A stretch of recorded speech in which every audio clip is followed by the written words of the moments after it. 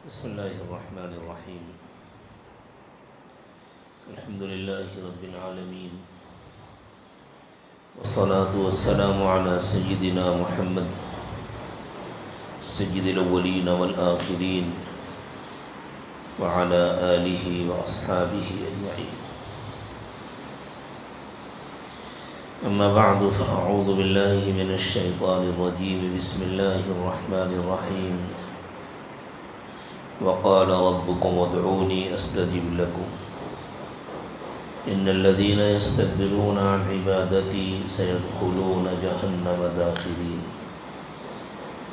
سبحان ربك رب العزة عما يصفون وسلام على المرسلين والحمد لله رب العالمين. اللهم صل على سيدنا محمد وعلى آل سيدنا محمد وبارك وسلم. اللہ تعالیٰ نے اپنے بندوں سے اس کا وعدہ فرمایا ہے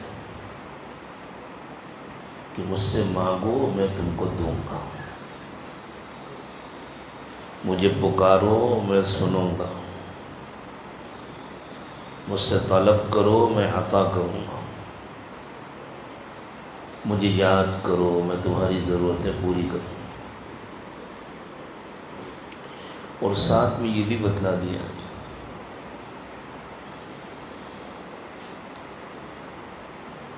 کہ جن لوگوں کو اللہ کا بندہ بننا پسند نہیں ہے،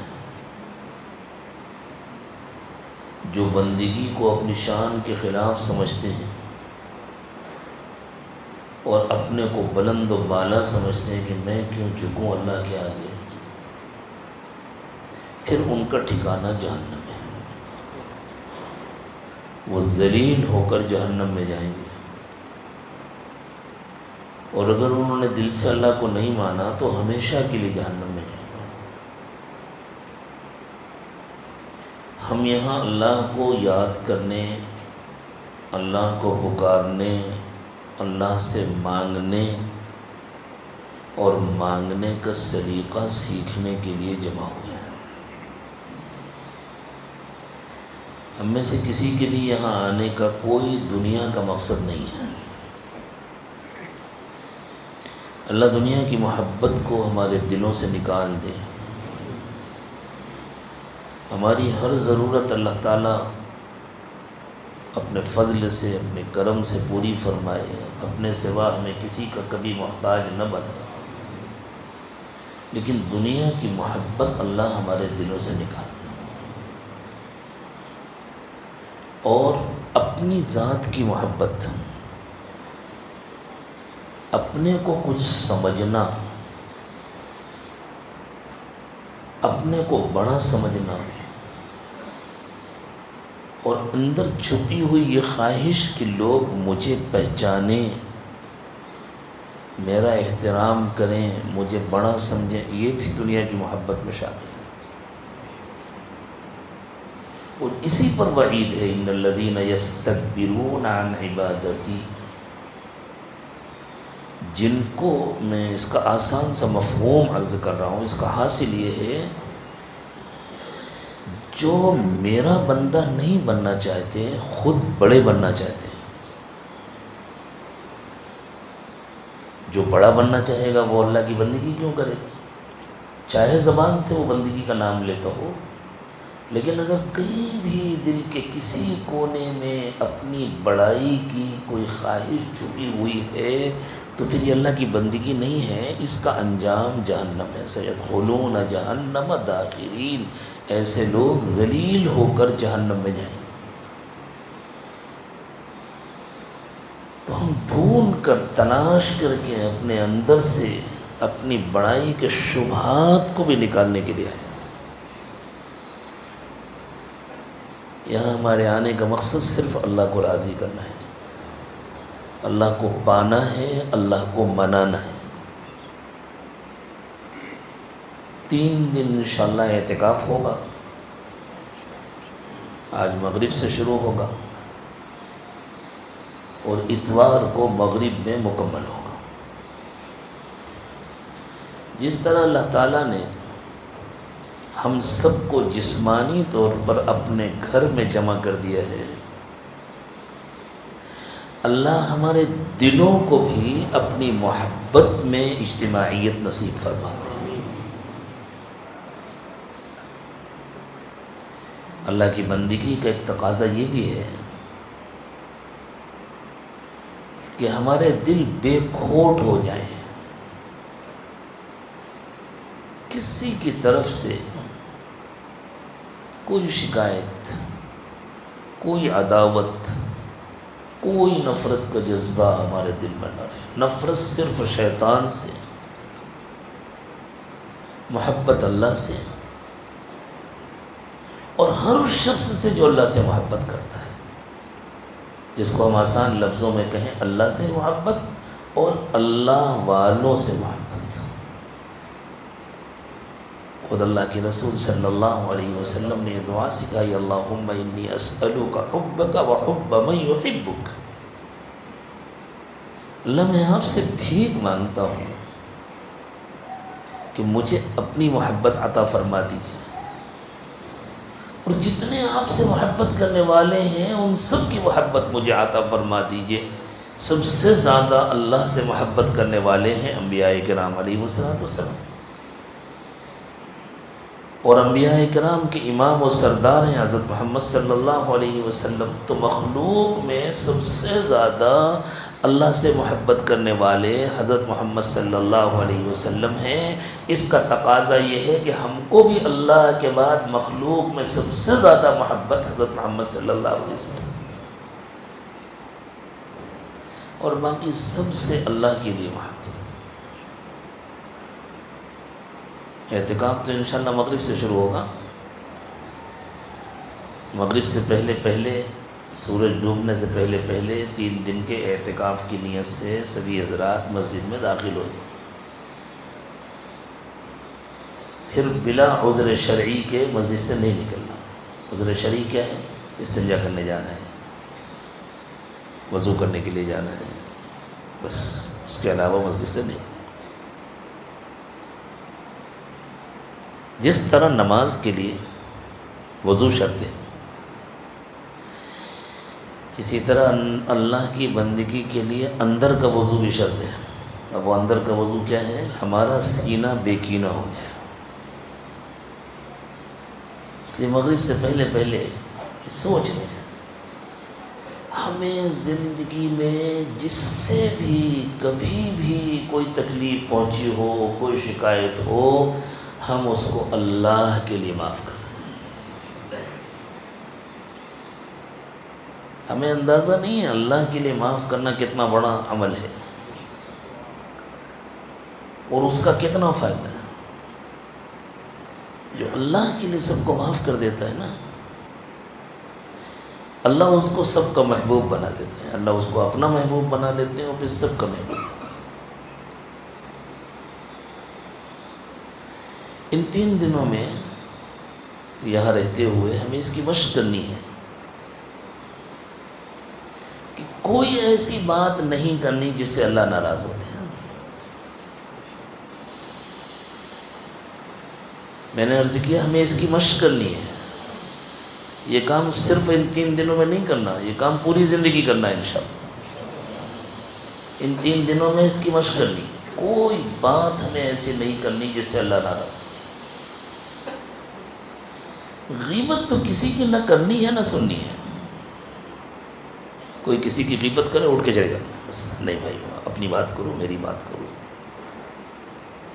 اپنا ہی حساب دینا مشکل ہے، کسی کی غیبت کر کے ہم اس مصیبت کا حساب اللہ کے پاس کیسے دیں؟ سب سے مشکل مسئلہ ہوگا قیامت کے دن حقوق العباد کا، بندوں کے حقوق۔ اس لیے سب کو اللہ کے لیے معاف کریں، اپنے دل کو پاک و صاف کریں، یہ باطنی طہارت حاصل کرنے کا طریقہ ہے۔ گویا اس اعتکاف کے لیے یہ ہمارا غسل ہے، اندرونی باطنی۔ اور ہم نے جس کو تکلیف پہنچائی یہ نیت کریں، جیسی ہی ملاقات ہوگی اس سے معافی مانگیں۔ اور اگر کسی کا حق ہمارے ذمہ باقی ہے پہلی فرصت میں اس کو ادا کریں گے اور آئندہ احتیاط کریں گے۔ جہاں تک ہو سکے زندگی میں قرض سے بچیں۔ قرض میں جو کاروباری لین دین ہوتا ہے اس کا جو قرض ہوتا ہے اس کا جو طریقہ ہے اس طریقے کے مطابق اس کی ادائیگی کریں۔ ذاتی زندگی میں جہاں تک ہو سکے قرض سے بچیں۔ اللہ کے رسول صلی اللہ علیہ وسلم کا طریقہ یہ تھا کہ اگر کسی صحابی کا انتقال ہوتا جنازہ آتا، حضور فرماتے ان کے ذمے کسی کا قرض تو نہیں تھا؟ اگر پتہ چلتا کہ نہیں قرض نہیں تھا تو آپ نماز پڑھاتے، اور اگر پتہ چلتا کہ قرض تھا تو آپ پوچھتے انہوں نے کچھ مال چھوڑا ہے جس سے یہ قرض ادا ہو سکے؟ ہاں چھوڑا ہے تو ٹھیک ہے، ادا ہو جائے گا اس سے، پھر نماز پڑھا دیتے۔ اگر معلوم ہوتا نہیں ایسا کچھ نہیں چھوڑا جس سے قرض ادا ہو سکے تو فرماتے پھر تم لوگ پڑھ لو، میں نہیں پڑھتا، نماز نہیں پڑھتے تھے۔ اکثر ایسا ہوتا تھا کہ اگر کوئی ایسا ہے تو جن صحابہ کو اللہ تعالیٰ نے مال و دولت سے نوازا تھا ان میں سے کوئی کھڑا ہو جاتا، حضور میں ذمہ لے لیتا ہوں، میں ادا کر دوں گا، آپ نماز پڑھا دیجیے، تب حضور پڑھاتے۔ کیوں اتنی سختی کرتے تھے اللہ کے نبی صلی اللہ علیہ وسلم؟ تاکہ امت کے دل میں قرض کی نفرت بیٹھائے۔ آج ہم نے قرض کو بالکل آسان سمجھے، معمولی سمجھے، چھوٹے چھوٹے کاموں کے لیے بلا ضرورت قرض لیتے ہیں۔ گھر میں کوئی تقریب ہے تو قرض لینا ہے، صاحب اتنی بڑی ہم کو اتنا بڑا ولیمہ کرنا ہے، اتنی بڑی شادی کرنی ہے، اتنی بڑی تقریب کرنی ہے، کیسے قرض لینا ہے؟ کس نے کہا اتنا بڑا کرنے کے لیے؟ بھائی شادی تو ایک آسان سا عمل ہے، اتنا بڑا گھر بنانا ہے اس لیے قرض لینا ہے، کس نے کہا اتنا بڑا گھر بناؤ، چھوٹا سا بنا لو۔ جو قرض لینے کا عادی ہو جاتا ہے نا وہ کمائی کی محنت نہیں کرتا، اور جس نے طے کیا ہوتا ہے مجھے قرض نہیں لینا وہ محنت کرتا ہے، اور پھر اللہ تعالیٰ اس کی محنت میں برکت دیتے ہیں، وہ خوب اللہ سے مانگتا ہے اور اللہ عطا فرماتے ہیں، کام کسی کا نہیں رکتا، ضرورتیں پوری کرتے ہیں۔ شہید کا کتنا بلند مقام ہے، اللہ تعالیٰ نے فرمایا وَلَا تَقُولُوا لِمَنْ يُقْتَلُ فِي سَبِيلِ اللَّهِ أَمْوَاتٌ بَلْ أَحْيَاءٌ وَلَكِنْ لَا تَشْعُرُونَ، جو اللہ کے راستے میں مارے جاتے ہیں ان کو مردہ نہ کہو، وہ زندہ ہیں تمہیں پتہ نہیں چلتا۔ ایک دوسری جگہ فرمایا بَلْ أَحْيَاءٌ عِنْدَ رَبِّهِمْ يُرْزَقُونَ، وہ زندہ ہیں اپنے رب کے پاس ہوتے ہیں اور وہاں ان کو کھانا کھلایا جاتا ہے۔ لیکن اللہ کے نبی صلی اللہ علیہ وسلم نے فرمایا کہ اگر کوئی اللہ کے راستے میں شہید ہوا، کامل اخلاص کے ساتھ اللہ کے راستے میں شہید ہوا اور اس کے ذمے کسی کا قرض باقی تھا، جب تک قرض ادا نہیں ہو جائے گا اس وقت تک اس کی بھی مغفرت نہیں ہوگی، شہید کی مغفرت۔ یہ حقوق العباد کی اہمیت ہے جو اللہ کے رسول صلی اللہ علیہ وسلم نے ہم کو سمجھا۔ خانقاہ سے رشتہ جوڑنے اور سلسلے میں بیعت ہونے کا مقصد صرف تسبیح پڑھنا اور صرف مراقبہ کرنا اور صرف ذکر کرنا نہیں ہے۔ ذکر و مراقبہ تو علاج ہے، اصل مقصد ان روحانی بیماریوں کو دور کرنا ہے کہ ہمارے اندر سے ساری روحانی بیماریاں دور ہو جائیں، ہماری کامل اصلاح ہو جائے۔ اس لیے اگر کوئی خوب تسبیحات پڑھتا ہے، خوب مراقبے کرتا ہے اور اس کو اپنی اصلاح کی فکر نہیں، اسے کچھ حاصل نہیں، وہ اللہ کا ولی کبھی نہیں بنے گا، وہ تو شیطان کا ولی بنے گا۔ ولی دوست کو کہتے ہیں، وہ تو شیطان کا دوست رہے گا۔ ہر وقت اپنی نگرانی کرنی ہے، اور ان 3 دنوں میں ہمیں اس کی خوب مشق کرنی ہے، خوب نیت کرنی ہے۔ یہ جو دعا ہے حزب البحر جس کو کہتے ہیں، بحر عربی میں سمندر کو کہتے ہیں، حزب البحر کے معنی ہے سمندر کی دعا۔ ایک بڑے بزرگ تھے حضرت امام ابو الحسن شاذلی رحمۃ اللہ علیہ، ان کی طرف ایک سلسلہ بھی منسوب ہے، سلسلہ شاذلی ہے. بہت بڑے اللہ والے تھے اپنے زمانے، بہت رجوع تھا قلوب کا ان کی جانب، بہت لوگوں کا نفع ہو رہا تھا، لوگ اللہ سے جڑ رہے تھے، اللہ کو پا رہے تھے، اللہ کو منا رہے تھے.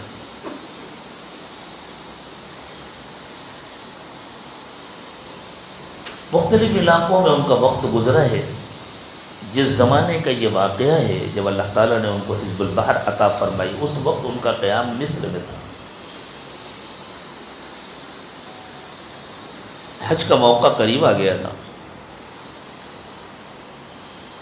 ان کو بشارت ملی غیبی طور پر کہ تمہیں اس سال حج کرنا ہے. انہوں نے اپنے مریدین سے کہا کہ بھئی مجھے بشارت ہوئی ہے اور حج کے لیے چلنا ہے. سمندر سے سفر کر کے جانا تھا، مصر سے یہی بحر احمر جو ہے ریڈ سی، اسی سے سفر کرنا تھا اور جدہ تک آنا تھا. تلاش کیا گیا تو معلوم ہوا کہ جہاز تو سارے جا چکے ہیں، کوئی جہاز ہے نہیں. ایک بوڑھا عیسائی تھا، اس کا جہاز بچا تھا. حضرت نے مریدین سے فرمایا ہے کہ اس سے معاملہ طے کر لو. معاملہ طے کر لیا گیا، سب لوگ سوار ہو گئے. اب ایسے میں کچھ مسافر عام بھی ہوتے ہیں، حج کے علاوہ دوسرے مقاصد سے آنے جانے والے، کچھ غیر مسلم بھی ہوتے ہیں، کچھ عیسائی بھی تھے. خود ملا عیسائی تھا، جہاز کا جو مالک تھا. بادبانی جہاز ہوتے تھے، بڑے بڑے پردے لگے ہوتے تھے، ایک مخصوص طریقے پر ان کو کھولا جاتا تھا اور ان سے ہوا ٹکراتی تھی، ان کے اندر ہوا بھرتی تھی اور جہاز چلتا تھا. اس کے لیے ضروری تھا کہ جس رخ پر جانا ہے اس رخ پر ہوا چلے. اگر ہوا دوسرے رخ کی چل رہی ہو تو اسے روک دیا جاتا تھا، پردے اتار دیے جاتے تھے، بادبان نیچے کر دیے جاتے تھے اور وہ لنگر ڈال دیا جاتا تھا. جیسی روانہ ہوئے قاہرہ سے اور تھوڑی ہی دور چلے تھے کہ ہوا مخالف سمت چلنے لگی. اب خطرہ اس کا تھا کہ جہاز پھر اس ہوا کے ساتھ قاہرہ پہنچ جائے. لنگر ڈال دیا گیا اور انتظار کر رہے ہیں کہ ہوا کا رخ درست ہو جائے تو چلے. ایک ایک دن کر کے وقت گزرتا جا رہا ہے. اب لوگوں میں بے چینی شروع ہو گئی، ہم تو حج میں پہنچ نہیں سکیں گے، وقت گزر رہا ہے. بعض لوگوں نے مذاق پہ اڑایا کہ بڑے اللہ والے کہتے ہیں خوشخبری ملی تھی، بشارت ہوئی تھی، حج کے لیے جائیں گے، ہوا مخالف سمت کو چل رہی ہے، جا ہی نہیں سکتے، پہنچیں گے ہی نہیں حج کے لیے. حسد کرنے والے، مذاق اڑانے والے، مخالفت کرنے والے تو ہر زمانے میں ہوتے ہیں اور ہر ایک کے ساتھ ہوتے ہیں. انبیاء کرام کو لوگوں نے نہیں چھوڑا تو اللہ کی کسی ولی کی کیا حیثیت ہے. حضرت کو بھی پریشانی تھی، لیکن اللہ والے تو اللہ کے فیصلوں سے راضی رہتے ہیں اور جو مانگنا ہے اللہ ہی سے مانگتے ہیں. تو بس اللہ سے مانگتے تھے، بار بار مانگتے تھے، طویل مراقبے کرتے تھے، ذکر کرتے تھے، دعائیں مانگتے تھے. ایک دن مراقبے میں آنکھ لگی اور اللہ کے رسول صلی اللہ علیہ وسلم نے یہ دعا سکھائی جس کا نام ہے حزب البحر، اور فرمایا اس کو پڑھو اللہ پہنچا دیں گے. حضرت کی آنکھ کھلی، حضرت نے سب مریدین کو سکھائی یہ دعا پڑھو، اور ہوا ویسی مخالف چل رہی ہے. جہاز کے مالک سے کہا لنگر اٹھا دو.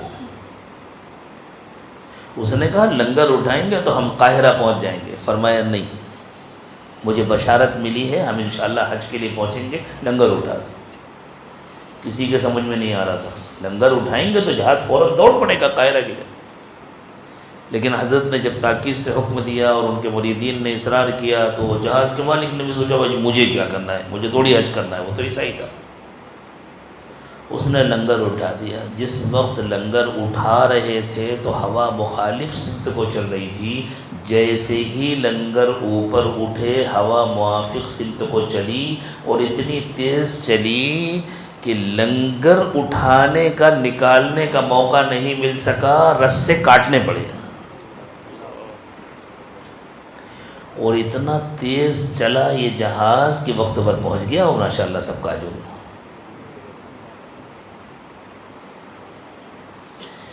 یہ دعا نہ قرآن پاک میں ہے نہ حدیث پاک میں ہے۔ اس لیے ہمارے بزرگوں نے فرمایا جو قرآنی آیات ہیں اور جو احادیث کی دعائیں ہیں ان کا مقام و مرتبہ تو بہت بلند ہے، لیکن یہ دعا اللہ تعالیٰ نے اپنے ایک نیک و مقبول بندے کو سکھائی اور اللہ کی طرف سے اس کی قبولیت کا فیصلہ ہوا، تو اب جو بھی اس کو پڑھتا ہے اس کے ساتھ اللہ کی مدد ہوتی ہے۔ اس کو پڑھنا چاہیے اللہ کی رضا کے لیے۔ یہ جو 3 دن کا اعتکاف ہے، اس کی زکوٰۃ کا، یہ اس میں تو صرف اللہ کی رضا مقصود ہونی چاہیے اور کچھ نہیں، کہ بس میں اللہ کو راضی کرنے کے لیے اور دعا والا بننے کے لیے پڑھ رہا ہوں۔ اللہ ہمیں دعا والا بنا دے۔ جو دعا والا بن گیا نا، ہمارے حضرت پیر صاحب دامت برکاتہم فرماتے ہیں کہ جو دعا والا بن گیا اس کے ہاتھ اللہ تعالیٰ کی جیب میں رہتے ہیں، ہاتھ ڈالا نکال لیں۔ اللہ ہمیں دعا والا بنا دے۔ اس کے بعد انشاءاللہ روزانہ جب اس کو مستقل پابندی سے پڑھنا ہے تو جو مقاصد ہوں ان کو بھی ذہن میں سوچ لیں، روزی کی تنگی دور کرنے کے لیے، صحت کے لیے، عافیت کے لیے، پریشانیاں دور ہونے کے لیے، حاسدین کے حسد سے بچنے کے لیے، ظالموں کے ظلم سے بچنے کے لیے، حفاظت کے لیے، تمام مقاصد کے لیے پڑھیں۔ اللہ تعالیٰ تمام مقاصد پورے فرمائیں گے۔ ایک وقت میں تمام مقاصد کی نیت کر لیں، اللہ کے لیے کچھ مشکل نہیں، اللہ تمام مقاصد پورے فرمائیں گے۔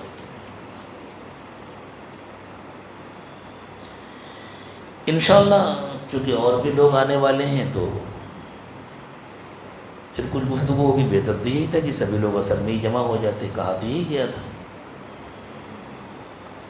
تو اس دعا کے اندر کہیں کہیں دشمنوں کا تذکرہ آتا ہے، مثلا وَطْمِسْ عَلَى وُجُوهِ أَعْدَائِهِمْ، دشمنوں کا چہرہ بدل دیجئے۔ تو بجائے اس کے کہ ایسے موقع پر ہم فلاں کی اور فلاں کی نیت کریں، ہاں فلاں نے مجھے گالی دی تھی اور فلاں نے میرا مال دبایا تھا اور فلاں نے یہ کیا تھا تو بس میں ان کو بد دعا دے رہا ہوں، نہیں، اس کے بجائے ہم صرف شیطان کی نیت کیا کریں۔ سب سے بڑا ہمارا دشمن شیطان ہے، اللہ شیطان کو سرنگو کر دے، اللہ شیطان کو ذلیل کر دے۔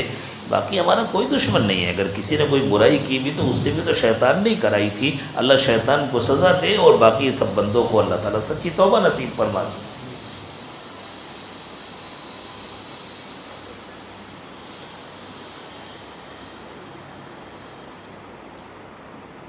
بزرگوں کے ہاں اعمال کے سلسلے میں اجازت کی بڑی اہمیت ہوتی ہے اور اجازت میں اتصال ضروری ہے۔ اس عاجز کو جو اجازت حاصل ہے وہ حضرت تھانوی نور اللہ مرقدہ کے سلسلے سے، اور حضرت تھانوی نور اللہ مرقدہ کو اجازت حاصل تھی اپنے شیخ حضرت حاجی امداد اللہ صاحب مہاجر مکی رحمۃ اللہ علیہ سے، اور حضرت حاجی صاحب رحمۃ اللہ علیہ کو اس دعا کی اجازت حاصل تھی امام ابو الحسن شاذلی رحمۃ اللہ علیہ کی اولاد میں سے، انہی کی نسل میں سے کسی بزرگ سے۔ ہمارے حاجی صاحب کے ہاں اور ہمارے بزرگوں کے ہاں اس کی زکوٰۃ ادا کرنے کا طریقہ یہ ہے کہ 3 دن کے روزے رکھے جائیں، سفر کے 6، 7 اور 8 کو، جیسا کہ کل پرسوں اور ارسوں ہے، اعتکاف کیا جائے اور روزانہ 3 مرتبہ یہ دعا پڑھی جائے، ایک بار مغرب کے بعد، ایک بار عشاء کے بعد اور ایک بار چاشت کے وقت، اشراق کے بعد، اشراق اور چاشت کے درمیان۔ یہ ہمارے بزرگوں کا طریقہ ہے، یہاں بھی انشاءاللہ اسی طرح ہوگا۔ اس کے علاوہ جو عملیات والے ہیں ان کے کچھ اور بھی طریقے ہیں، کچھ اور زکوٰۃیں انہوں نے مقرر کر رکھی ہیں، 120 مرتبہ پڑھنا اور فلاں پڑھنا، وہ عملیات والوں کے طریقے ہیں۔ اس کا تزکیے سے کوئی تعلق نہیں ہے. ہم یہاں عملیات سیکھنے کے لیے نہیں آئے ہیں، ہم تو یہاں اپنے تزکیے کے لیے آئے ہیں. اور اس کے بعد پھر روزانہ پوری زندگی یہ زکوٰۃ جو ہے یہ ہر سال کی ہے. پھر روزانہ کا معمول بنانا ہے کہ ایک مرتبہ پڑھنا ہے. کبھی کوئی خاص موقع آ جائے، اس کے لیے ضرورت پڑے تو ایک سے زیادہ بار بھی پڑھ سکتے ہیں، کسی ضرورت کے لیے، کسی اہم مسئلے کو حل کرنے کے لیے. کوئی ایک وقت مقرر کر لیں. آپ چاہیں فجر سے پہلے یا فجر کے بعد کا وقت مقرر کر لیں، آپ چاہیں تو مغرب کے بعد یا عشاء کے بعد کا وقت مقرر کر لیں. لیکن کوشش یہ کریں کہ اگر رات کا وقت مقرر کیا تو روزانہ رات میں پڑھیں، صبح کا وقت مقرر کیا تو روزانہ صبح پڑھیں. لاپرواہی نہ ہو، کبھی صبح پڑھ لیا، کبھی دوپہر میں پڑھ لیا، کبھی شام میں پڑھ لیا، ایسا نہ کریں. کبھی کسی مجبوری کی وجہ سے اگر مقرر کیے ہوئے وقت میں نہیں پڑھ سکے تو پھر ناغہ نہ کریں، دوسرے وقت میں پڑھ لیں.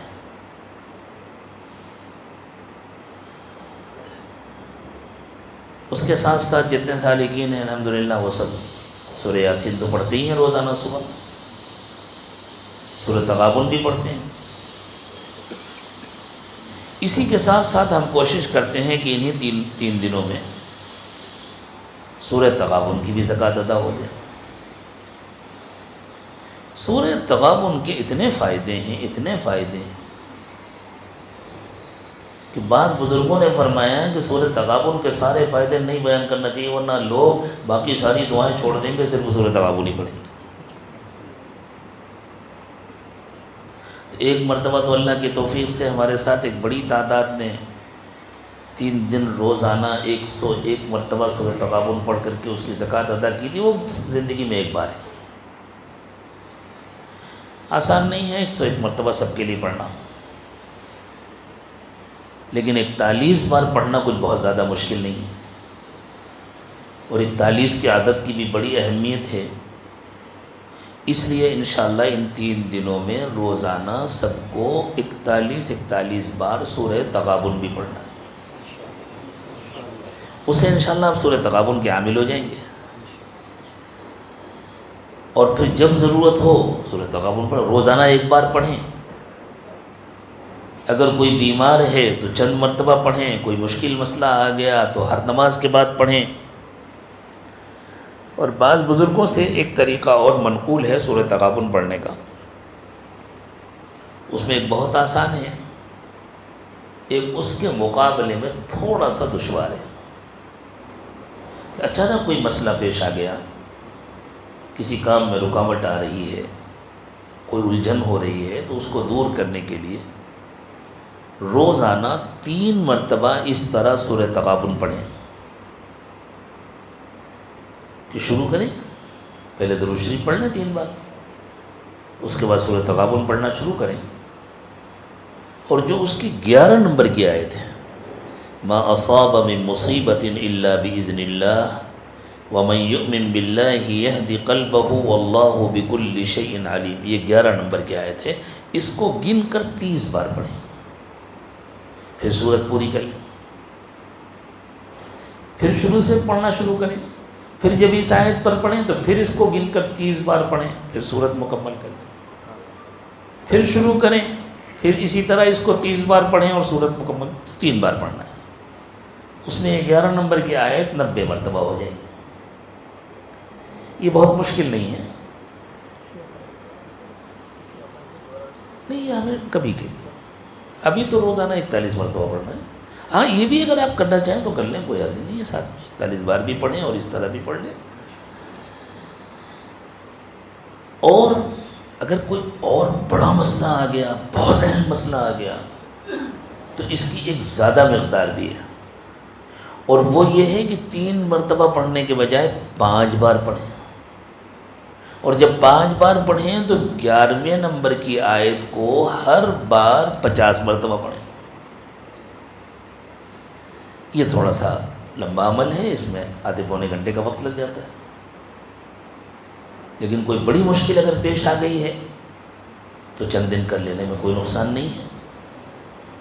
ہلکے پھلکے جو مسائل ہوں ان کے لیے 3 مرتبے کا عمل کریں، اور پھر برکت دیکھیں اللہ تعالیٰ کیسے کھول دیتے ہیں، بند راستوں کو اللہ تعالیٰ کھول دیتے ہیں، کیسی مدد فرماتے ہیں۔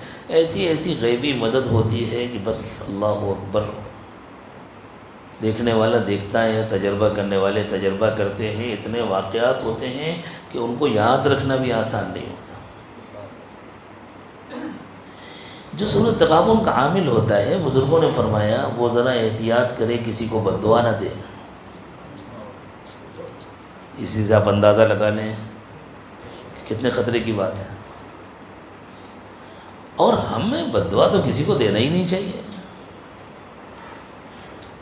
ہم جس کے امتی ہیں وہ بد دعا دینے کے لیے تھوڑی آئے تھے، وہ تو دعائیں دینے کے لیے آئے تھے۔ اللہ کے نبی صلی اللہ علیہ وسلم تو سب کو دعائیں دیتے تھے، آپ بد دعائیں کہاں دیتے؟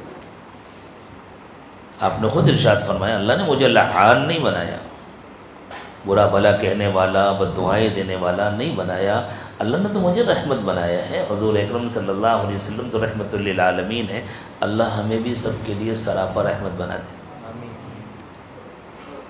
یہ 41 مرتبہ جو آپ سورۃ تغابن پڑھیں گے، اس میں مشکل سے 1 گھنٹہ لگے گا، اور حزب البحر پڑھیں گے مغرب کے بعد 1 بار چند منٹ، عشاء کے بعد 1 بار چند منٹ، باقی وقت میں کیا کریں گے؟